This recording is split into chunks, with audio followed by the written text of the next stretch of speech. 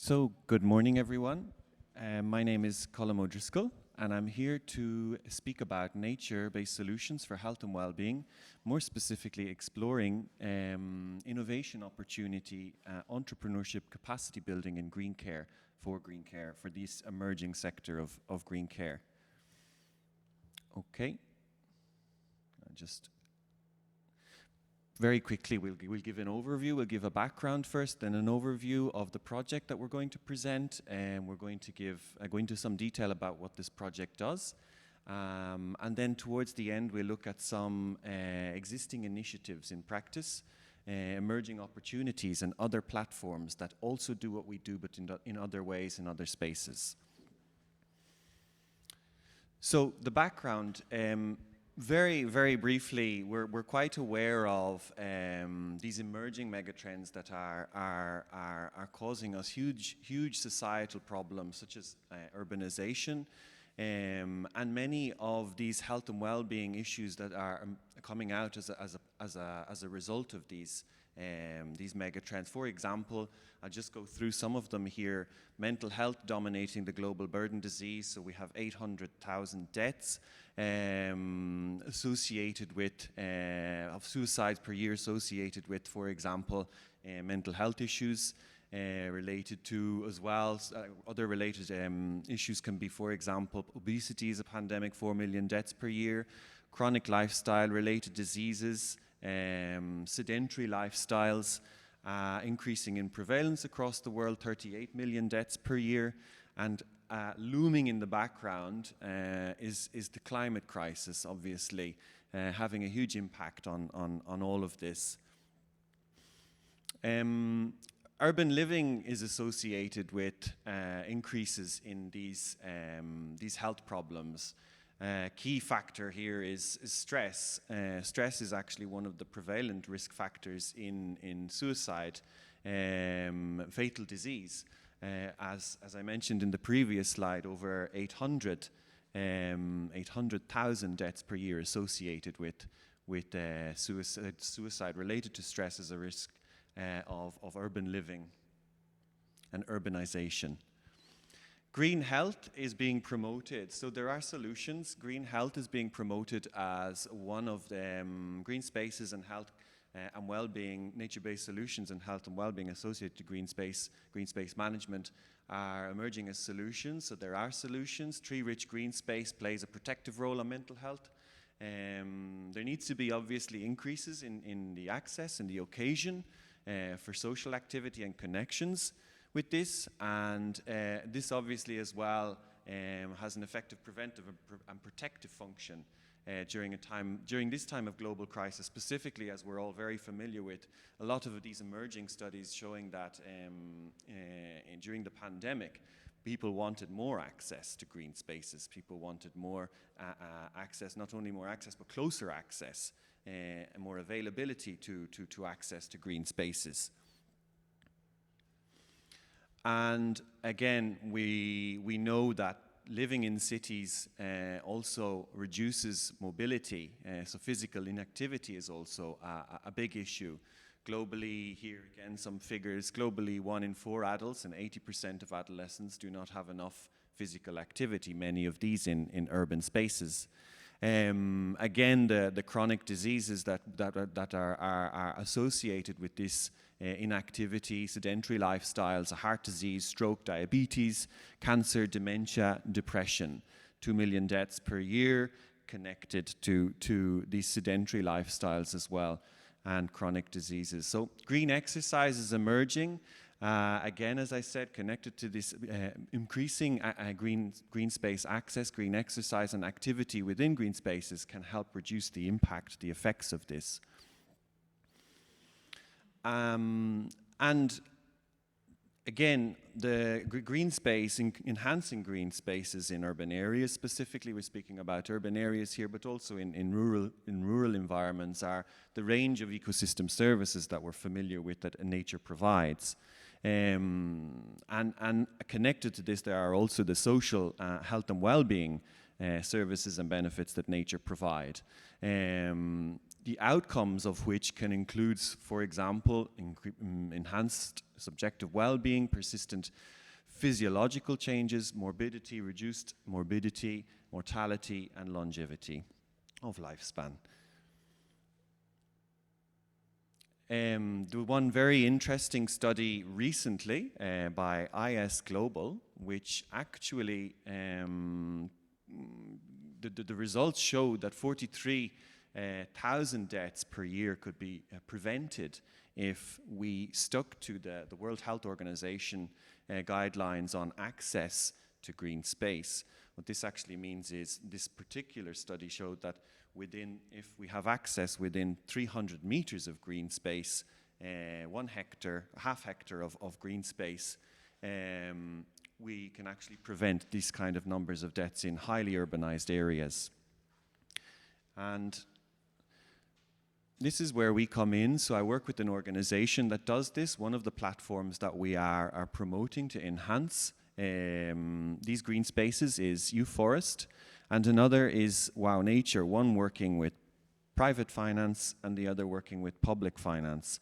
And what we try to do is increase the financing streams to urban green space investment through these 2 platforms, and they're engagement platforms, so where individuals can come along through consultation and participation activities. For corporates, it's about reducing, so for Wow Nature, the corporate investment platform and private investment platform, it's about improving sometimes the image of the corporate by reducing the negative impacts that maybe this organization, the private organization, has on the environment, and thus willing to invest in green spaces. Whereas with the Forest platform, it's a public, so we're looking at gaining from, for example, the European Commission, but also municipalities in some of the project partner cities, facilitating the public funding associated with urban green space financing, and thus tree planting and green space management and implementation in urban areas. And again, this is obviously really complicated because at the foundation of all of these solutions are people, so they're very complicated situations, specifically in urban environments that we have to deal with, and we're looking at different kinds of issues associated with different kinds of groups, categories of risk populations. So the general population for general health promotion, vulnerable or at-risk groups, so the benefits of connecting these green spaces and the benefits that they provide for health and well-being. That's okay. For more vulnerable or at-risk groups, and then people with special needs, of course, as well. So the much more vulnerable and at-risk groups, and the benefits that green space can bring to these. And here we have this emerging term. So I'm going to present the definition, and I'll go into it in more detail in a moment and what it means for us in this project that I'm about to present. But green care is simply the range of activities that promote physical and mental health and well-being through contact with nature. And this also covers the initiatives and how these initiatives embed nature use for health and well-being into their business models. Okay. And as part of, and I'll come into the other thematic sectors that make up green care for us, we also define forest care initiatives as one of the branches of green care activities. So again, forest care initiatives, organized initiatives that use passive or active contact with forest elements. This can also be in urban environments. And atmosphere, obviously, to increase the level of well-being individuals, people, and communities. Again, in the urban environments, community is very important. Here are just some examples. I had an animation on that slide, but it doesn't seem to have worked. Okay, it's gone backwards. Okay. This really just to say that there are different kinds of green care initiatives associated and possibly being able to carried out in different kinds of green care, in different kinds of green space environments. So from healing forests to active age walking, therapeutic walks in forests, forest-based care, forest therapy, forest bathing, all of these emerging themes, and then also more vulnerable groups, such as, for example, rehabilitation groups, and the benefits that these have for these different categories in green spaces. Okay, one example is also the Ecowellness consulting, and we're going to come back to that. Okay. And the presentation has stopped. Okay, okay. So what do we do? As I said, so one of the ones that I just presented was forest-based care, okay. But in green care, what we realized, green care is related to 4 different thematic sectors, essentially. One is social agriculture, forest-based care, green care, tourism, and urban green care, and how we pull these together. And what we found is our solution, this 3-year project co-funded by the Erasmus Plus program of the European Commission. This is a capacity building program, and this is what I'm here today to speak about, is essentially the importance of capacity building and training, entrepreneurship and capacity building and training, to connect these different elements to be able to implement more complicated solutions in specifically urban environments, but connecting also disciplines, multidisciplinary approaches. So Green Care is a 3-year project innovating and promoting nature-based health and social care through university business alliances, focusing on bridging the environment and the health sector. Okay, so we've brought together universities. In this particular project, we brought together universities and health institutions from the health sector, but also from the environmental, forestry, and agriculture sector, together to speak about how we can facilitate investment to emerging initiatives, but also how we can fund training platforms for entrepreneurs who are interested in innovating in these spaces. Again, the purpose, this is what I've just said, the purpose of contribute to development of green care entrepreneurial opportunities. What we've been finding actually, paradoxically, is that it's green space, although there's huge interest in it, it's very difficult to fund green space opportunities, because specifically in Europe, where the predominant funding comes from, especially in the healthcare sector, from public sources, we're limited to, for example, grants, grant funding, whereas in a more innovative and I would say fast-moving and elastic, if you like, environment, innovation environment like the US, where the healthcare is predominantly driven by healthcare insurance companies, so the private sector, there's much more room for innovation there for these kind of entrepreneurial initiatives, and there are many, but they're also beginning to emerge in Europe, and we'll come to those.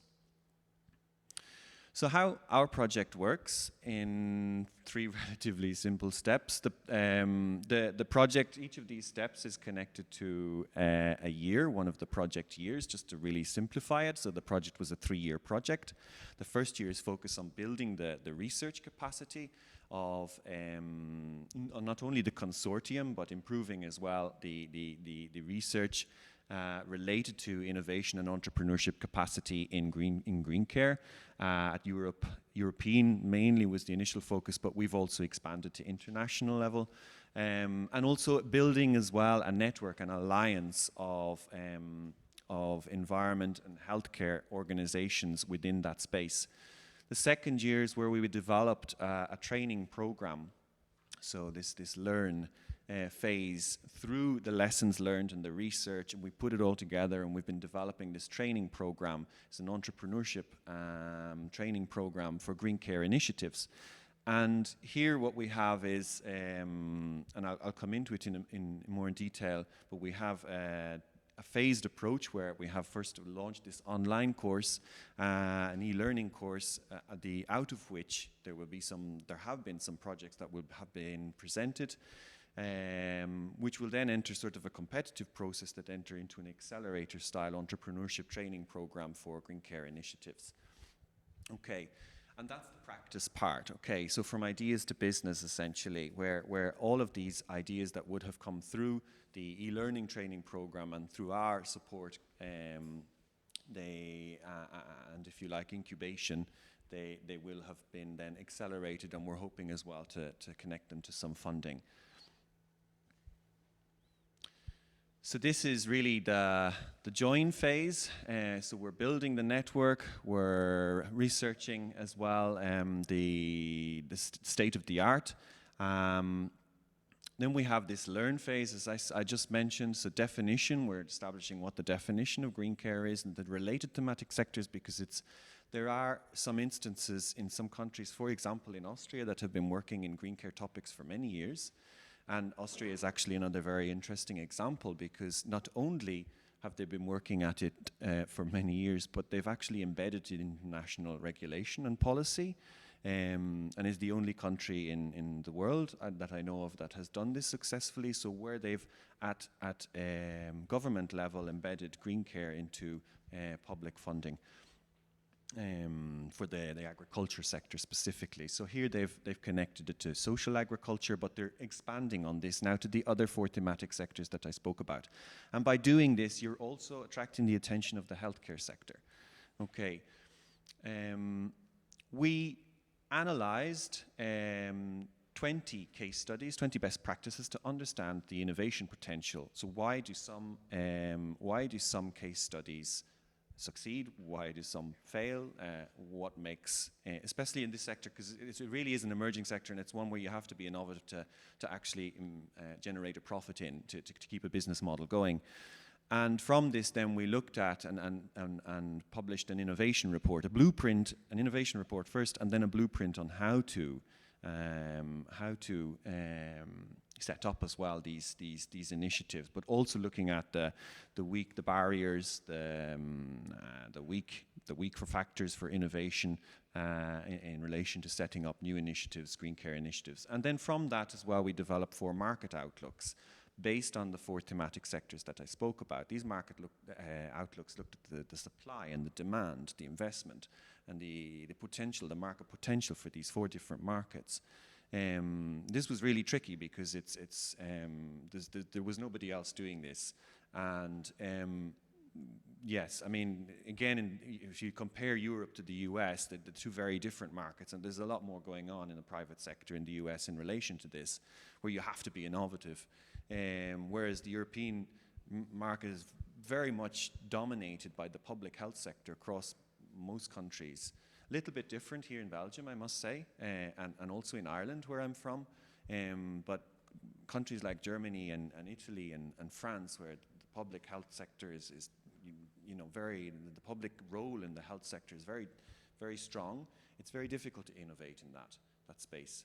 It's very difficult to set up and look for funding in that space. So these were the results. There's a clear need for innovation and entrepreneurship training in the green care sector. Yeah. And yeah, this was our e-learning course. So it was, because it's we're working within the Erasmus Plus program. And these funding programs, these knowledge alliances, they're not too far away from what a Horizon might look like, a Horizon project. There's a lot more scope, I think, for impact in entrepreneurship, capacity building and training in these knowledge alliances. We've been working in them now for many years, in different teams, from nature-based businesses, which have become enterprises, to green for sea topics, to now urban forestry and nature tourism. So there's a lot of potential there in these funding programs, in the Erasmus Plus funding programs, to also look at innovation from a different perspective. Look at innovation through, if you really wanted to be successful, you have to start from the training and the capacity building of students. Start young. But the good thing about, let's say, that the later programs, so the new work program of the Erasmus Plus program, is that they're also beginning to focus on professionals and what more they can do for professionals, existing professionals in the field. So not just the students and the under and postgraduates, but also also professionals that have been working in the field or maybe have an innovative idea, but they've wanted to put it into practice, but they don't have the capacity to do so. And there's a lot of funding for these projects in the Erasmus Plus space at the moment. If you know, and you have a good idea to push. So we developed this e-learning course, hugely successful actually, the first of its kind. And from that then we have this practice phase. Okay, the practice phase is the third phase of the project that I spoke about. Is in the third year. We're currently in the third year, so it's a really busy time for us. And we've just launched our challenge, our innovation challenge, where we've launched an open call for ideas, so business ideas, and we're closing in 3 or 4 days. So we've reached our targets. We've gone beyond our targets, but it's still open. Winning applicants to the challenge, and I'll come into this in more detail in a moment, will get access to the summer school. And the summer school is a 4-week entrepreneurship accelerator, essentially, where their businesses with some grant funding from the project will be able to get acceleration with business skills, entrepreneurship and business skills to launch their project. And as part as well, from September, we'll also run 5 hackathons in 5 different cities simultaneously around Europe on green care topics, bridging the health, where the main problem will be how we can get the healthcare sector and the environment sector to start talking, because that's the big issue.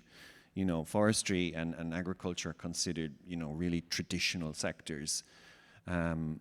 If you compare forestry, the funding that's given, public funding that's given to the forestry sector, to the health sector, I mean, it's, you can't even see it. I mean, the amount of funding that goes into the health sector is really incredible compared to where we should be looking as well, given this emerging literature that's showing the benefits of nature and avoided costs in relation to the health benefits. That the health sector should be investing more in this. And this is the summer school. So we have the challenge. The challenge will lead into the summer school, and we have lots of expert mentors from the health and environment sector. We have thousands in grant aid, solution benchmarking based on the best practices that we've been analyzing and the networks that we've been creating. 4 weeks development and 1 Green Care Fair, which at the end of the project we will launch. It's like a startup and accelerator demo day, but we realized that we can't use the classical model of startup accelerators in the green care field, because there's just not the same kind of, especially in Europe, as I said, for all of those reasons, the same kind of investment interest, and we're stuck to work within the public financing environment. And we should get out of this 25 new green care entrepreneurs. Okay, this is the summer school. Very quickly, this is the summer school, the program. I'm not going to go into this just yet because we're finalizing it in these days, but we'll have a week on seeding, so essentially getting the feel for the project that has been, or idea that has been promoted, experiencing in places. So we'll bring these entrepreneurs into best practices to really get them to feel solutions in practice.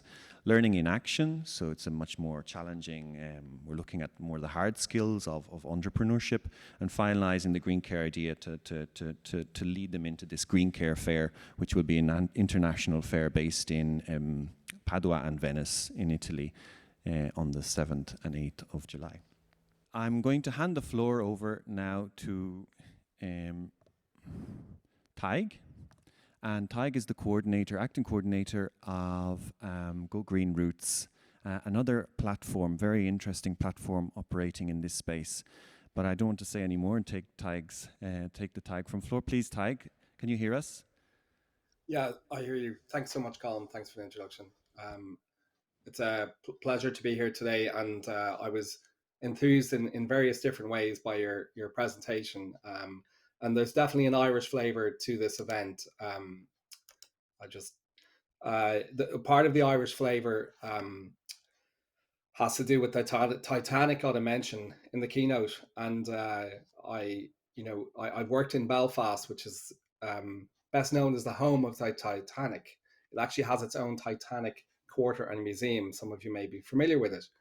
But I guess there's a question for all of us when we're dealing with these global threats and challenges and mega trends. And one of the questions is, to what degree do we bring a scientific rigor? What degree do we bring our own personality in terms of optimism and pessimism? And actually, we saw a relatively optimistic, approach earlier today. I'd probably go even further. So I'm a practitioner psychologist based in Maynooth University. Go Green Roots is a 40 partner project. So just give you some idea what 40 partners feels like. I've more partners in the project than I do Facebook friends. And there's a reason behind that I'll come back to in a moment. But just if we focus on this kind of greater question around nature-based solutions and nature, and what are the benefits and co-benefits, it brings us to a couple of key questions which I think we should probably address probably at the start of this brief contribution here. And one of them has to do with is the image of Titanic, is that accurate for where we are? And having been schooled a little bit on the history of Titanic, I would have to say it was poorly built with lots of issues around riveting. It was not well led, and the navigation wasn't very accurate either. And there were many issues which perhaps nature-based solutions area and domain doesn't suffer from. We have amazing leaders. We've Colm, we've seen them here today. I think the leadership we have in the field is amazing.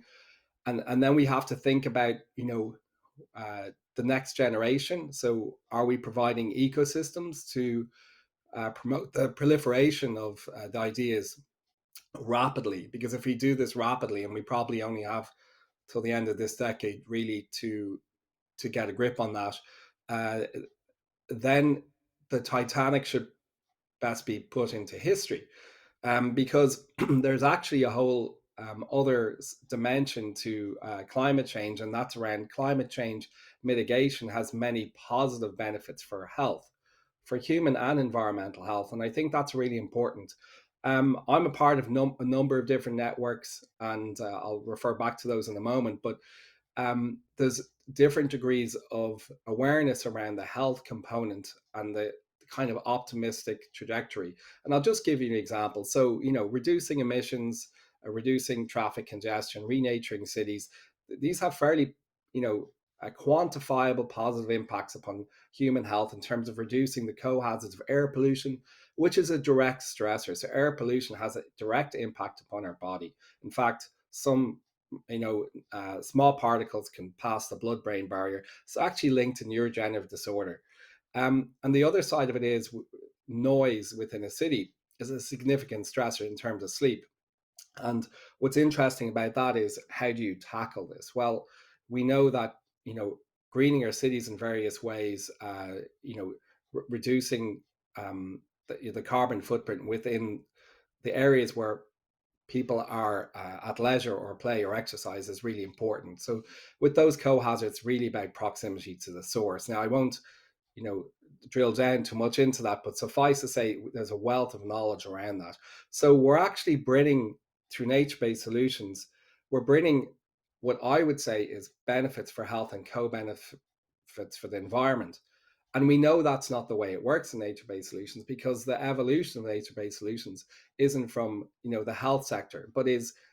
So what we're doing in our project, Go Green Roots, which started in September 2020, we work across 6 cultivating cities within Europe, including 2 cities which have been European Green Capital. So that's Lati and Tallinn.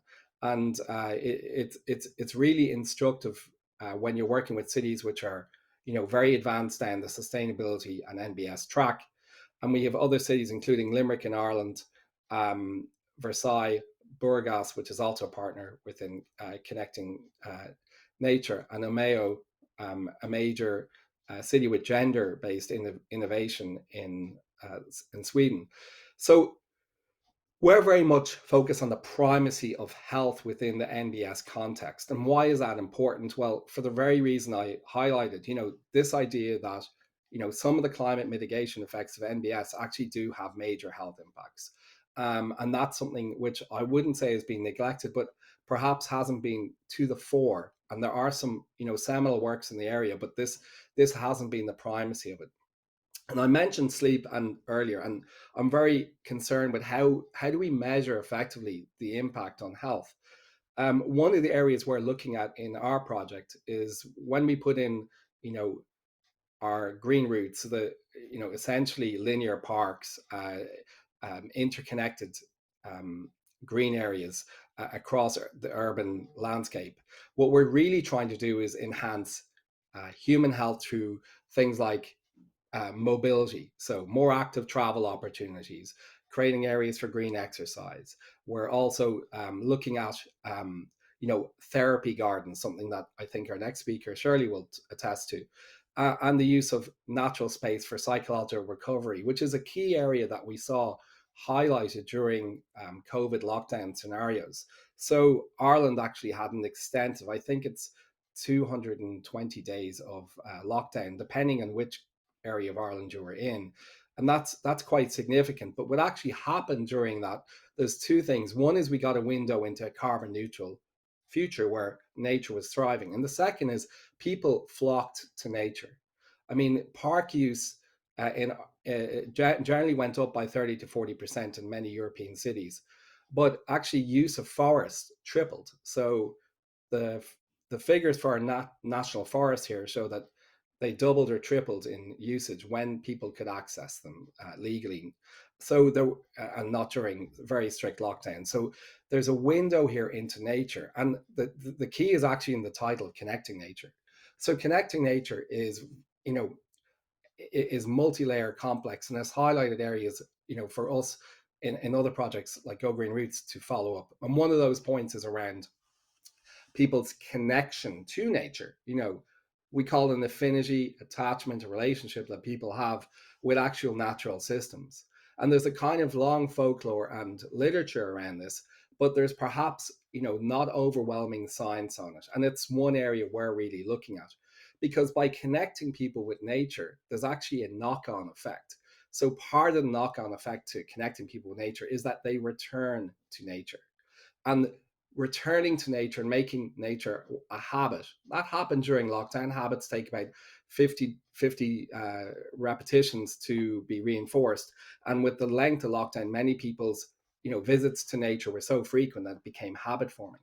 And what we're looking at is, does that connection to nature lead to a change in environmental conservation, environmental awareness, pro-environmental behavior? And the evidence, to date, albeit be it from a limited pool of studies, is that it overwhelmingly does. So actually one of the keys to our carbon neutral future, to sustainability, to taking us off the Titanic and into another realm, is actually nature-based solutions and focusing on nature connection.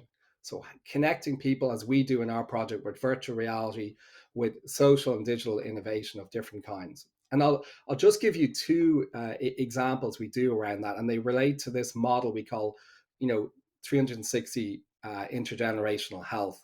So there are a number of multidimensional health models out there. Planetary health, for example, One Health.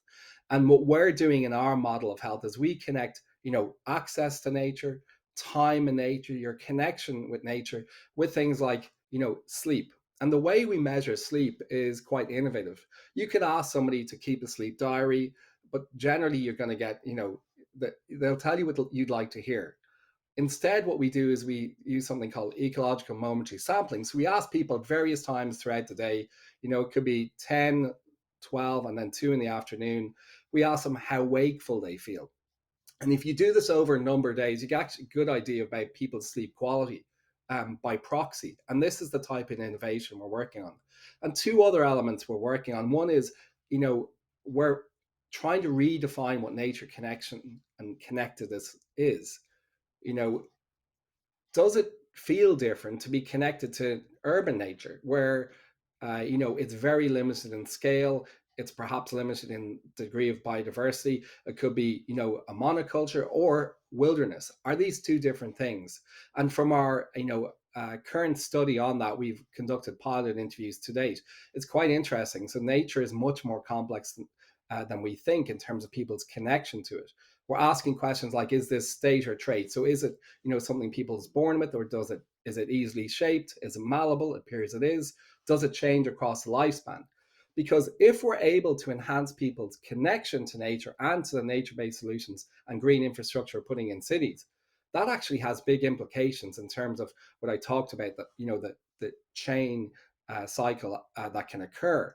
So people returning to nature, using it for different purposes, and also people changing their behaviors as a result of engagement with nature. And I don't mean simply exposure, which is one of the words that's sometimes used to describe that. So this intergenerational multidimensional health model is key to what we're looking at. There are also some positive outcomes that people get from engaging in with nature, and they're often overlooked. So it's not just about reducing disease, reducing mental health. There's increases in in social capital.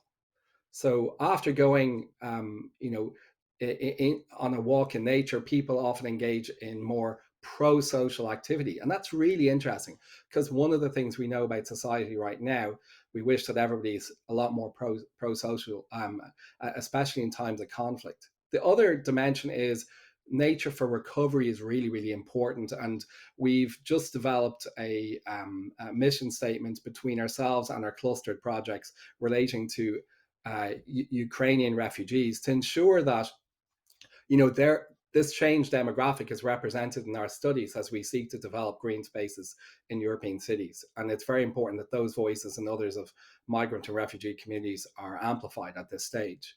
I just take you highlight one study, and actually, thanks so much, Colm, for highlighting the study by IS Global by Evelise Pereira Barbosa, this was part of our project.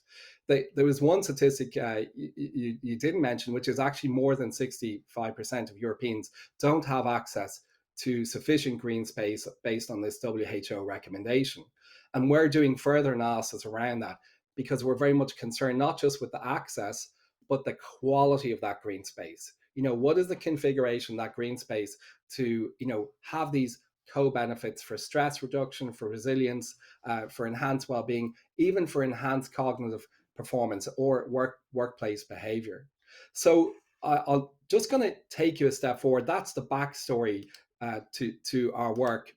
If I just move to the next slide, I'm going to highlight, just go back one, sorry. I'm just going to highlight one thing, is that, I'm now an environmental psychologist. A number of years ago, I was a psychologist working in health and well-being. And the reason I'm an environmental psychologist is down to people like Mario Balzan, mentorship from Marcus and Isabel and Siobhan and others, who highlighted that there's a gap in the research realm. So I've had the label environmental psychologist for just over a year now, and it's sitting quite well. And the reason that occurs is because I'm now firmly within a learning ecosystem. And that learning ecosystem, our project, just for the purpose of here, is at the center of that. We have clustered projects whom actually we're contracted and very happy to work with. And we have a number of missions together.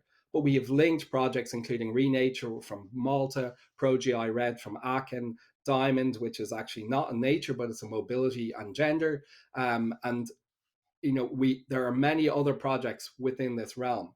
Above and beyond that, the learning ecosystem is network nature. And now the way to look at it is we actually have friends and mentors, and we can learn from one another. So one of the areas that we've really learned a lot about is that there's a gap. And one of the gaps is, bringing on the next generation, not to be, learning late in life as I did about the merits of nature-based solutions, but so that we get early career researchers and innovators. That's really important to, advance their knowledge and application, implementation of nature-based solutions very rapidly. So the biggest learning I've had since I attended a conference in 2017 in Tallinn with nature-based solutions projects is how important it is that the next generation rapidly accrue these skills. And I think Colm addressed some of this in the innovation summer school they're going to be running. If you just move on to the next slide, please. So we're actually running a summer school in Malta this year, but just give you the context. We actually have a learning ecosystem within our project, which wasn't contracted. It's not part of our agreement, but we created an academy cluster. So what we do is we bring together early career researchers, people from municipalities and innovation space, and they meet once a week. And it's their objectives that they want met, but they meet and learn from one another. So with our summer school, what we're doing is we're bringing together experts, and I don't mean like keynotes, because I think we've learned we don't need more Zoom keynotes. We're actually focusing on people learning from one another, so creating this kind of community of practice with a lot of potential for reflection. We're recruiting up to 60 people to attend across different projects. You'll be able to look at our Twitter handle to find out further information. The registration goes live on Monday. But really important is we're actually trying to upskill people on the benefits for health from nature-based solutions. At the same time, we're trying to give them some innovation skills. So we're actually running what some people might call a Dragon's Den type competition, which is essentially trying to come up with the best business ideas. Because if we commercialize some of these ideas about health and NBS, and then they become much easier to replicate and proliferate. We actually do live case studies. We actually measure and monitor in real time environmental factors. So the natural soundscape, air quality, noise pollution in Gezira, one of our partner cities in Malta. We also actually develop a paper as part of this, because what we're trying to do is trying to understand innovators and early career researchers' conceptualization. How do they think about health and nature, that relationship? Because how they think about it, is actually going to determine what they do in their actions, what they do in the future, what type of research they do, and what type of innovation. In fact, the future of NBS rests upon not our shoulders, but their shoulders. So we think heightening the awareness around this is going to be key. So ultimately, what we're really concerned about in Go Green Roots is ensuring that nature and health rhyme. Let's go back to those co-benefits. We put the primacy of the benefits of NBS on human health and with co-benefits for environmental health. So thank you very much for your attention. Thank you, Tadhg. That was really, really excellent. It's wonderful to hear you speak. I would just want to say that we will have this Green Care Fair. So any of your graduates as well, this is an open space environment, and any of your graduates can attend, no problem. So it would be wonderful to connect on that as well. Yeah, thanks so much, Colm, and I'm apologies to all that I couldn't be there today, but today is e-reporting day, so I'm sorry I can't join you. Yeah. Thank you. Good luck with the reporting. Thanks so much. Okay, thank you. Okay, I'll just take up the next slide.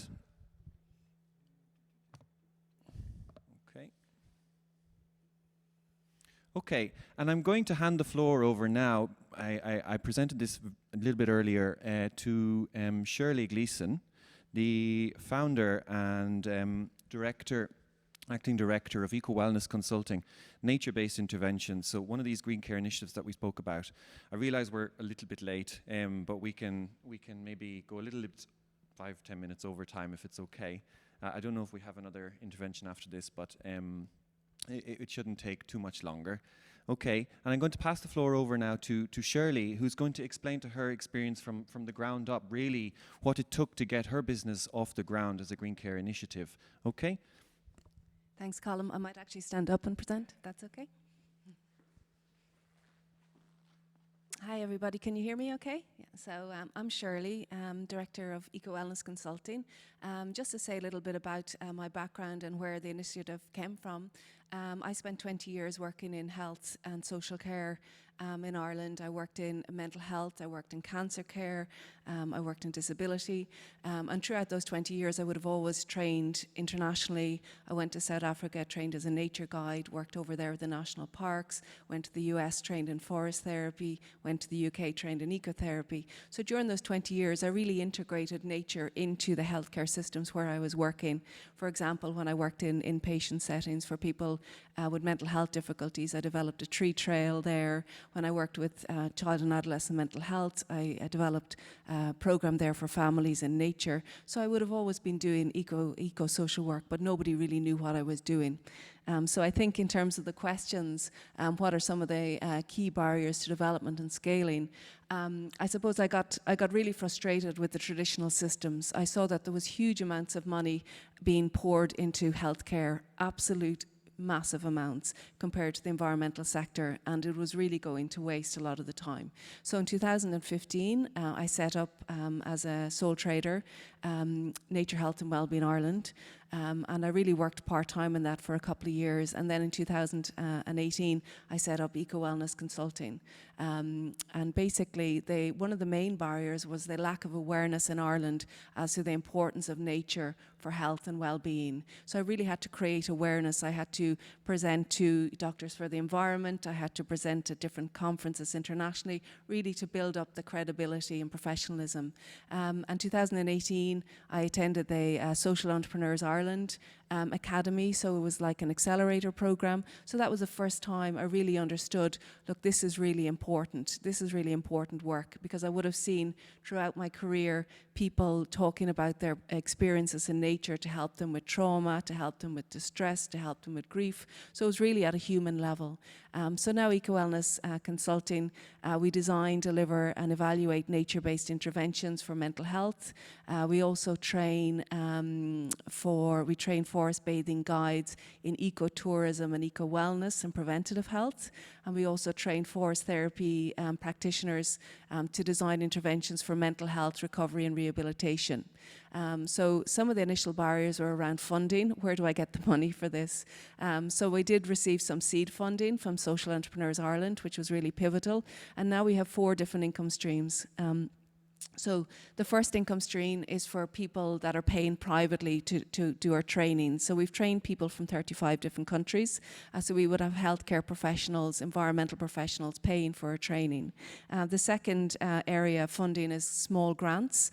So we would have got funding to train in Northern Ireland in the health promotion unit, train the community workers up there. We would have got leader funding to train for ecotourism projects in part of Ireland.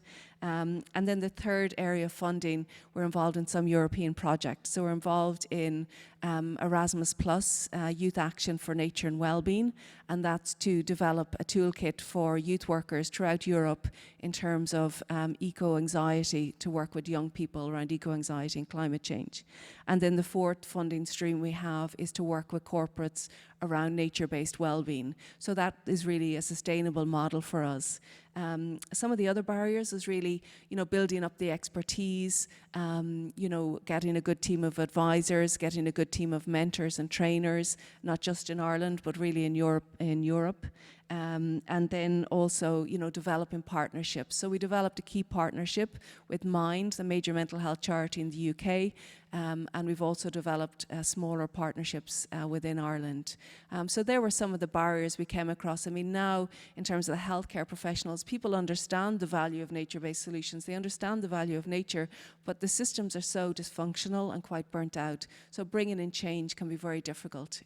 That's what I see as one of the barriers. And in terms of the entrepreneurship education, as I mentioned, Social Entrepreneurs Ireland provided the seed funding, they provided mentoring, they provided expert mentoring opportunities in terms of business development plans, marketing, pricing. So it was really invaluable. I mean, that really took me to the next step in terms of the work that we do. So that's just a little bit about my experience. So maybe just hand back over to Colm. Yeah, thanks. Yeah. Thank you very much, Shirley. And it's very interesting for anyone who has tried to launch a business. I don't know if any of you have tried to launch. I tried to launch a startup and failed miserably. And yeah, it's really difficult. It's a difficult environment. It was in something completely different. I won't go into it, but it's really difficult. These support systems, these innovation ecosystems, they can help. Now, the ecotourism space actually, and I'll close on this. The ecotourism space is another space where we're actually working in at the moment, and we're submitting different proposals in this. Connecting company employment welfare with nature is one, and this is really an emerging topic at the moment. And then also bringing new services like forest-based care and forest care initiatives to hoteliers, to hotel management, which is an enormous industry. So you're again trying to connect the private sector somehow, because the health sector is not doing it for us. So we have to be a little bit innovative in our approach to how we can obtain finance. So we know that hotels, for example, are offering wide ranges of new services, but they don't have the competencies, they don't have the standards to offer these services. They just say, okay, we offer this service of forest bathing, but do they actually know how to do forest bathing? In many cases, they don't. So what we're trying to do is to bridge these different market needs that are emerging with quality and standards that are also emerging, but they exist already through people like Shirley and Ecowellness.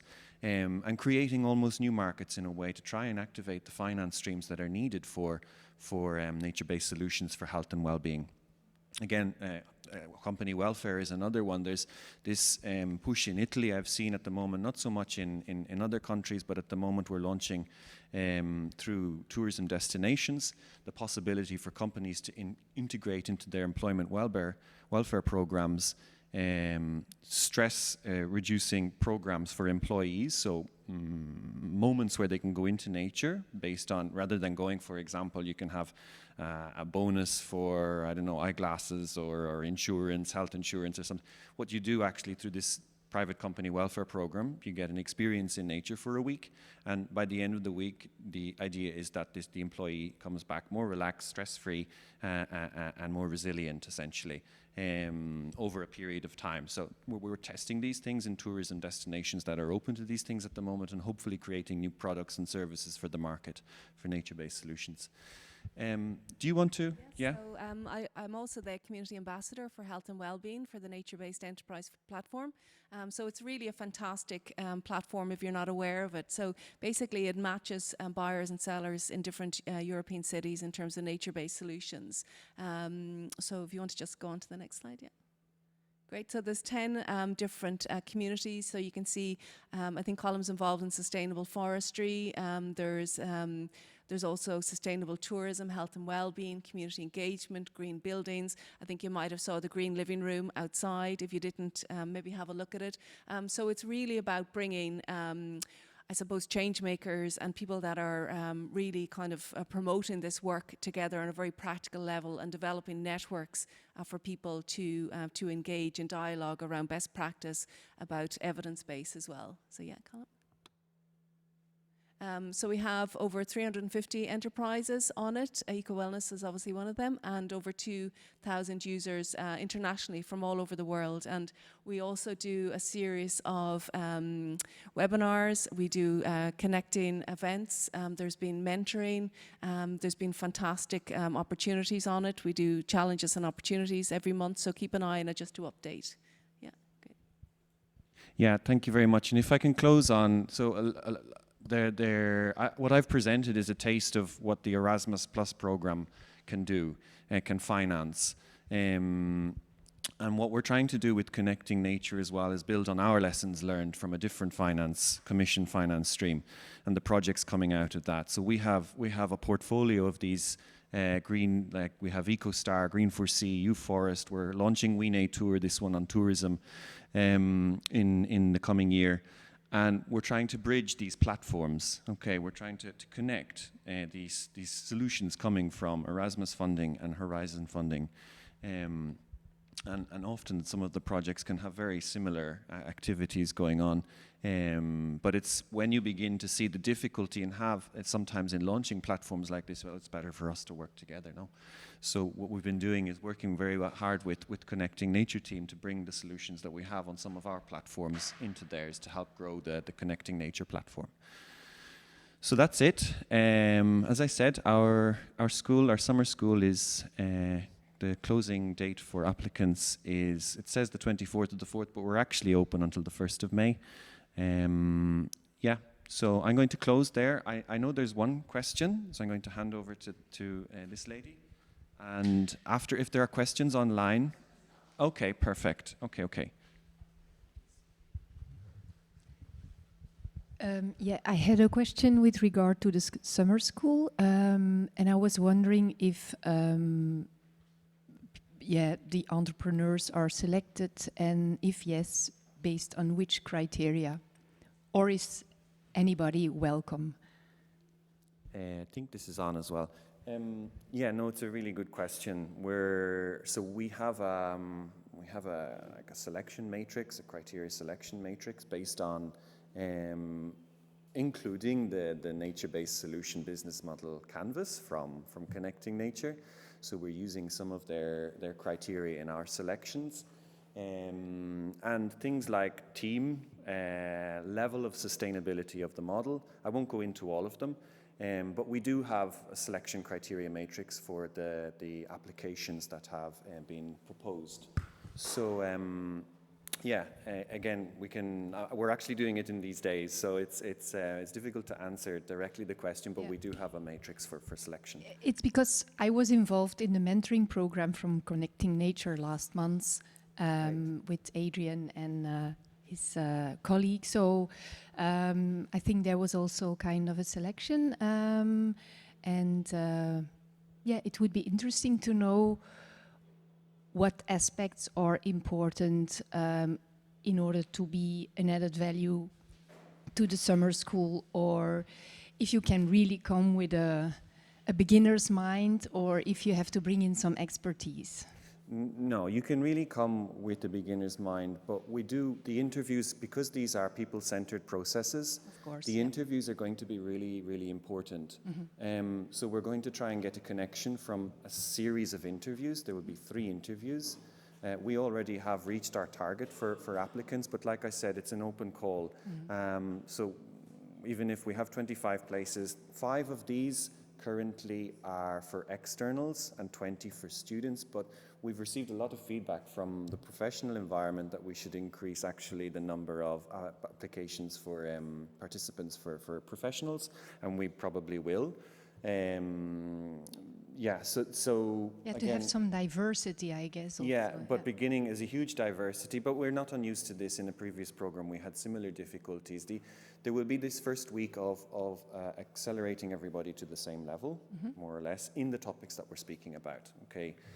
Anyone, obviously, who attended our e-learning course will come a step ahead. In fact, we have the first week online. Mm-hmm. This is why it's online, because it's also for those who maybe have participated in the e-learning, do not necessarily need to attend maybe the first 2 or 3 modules.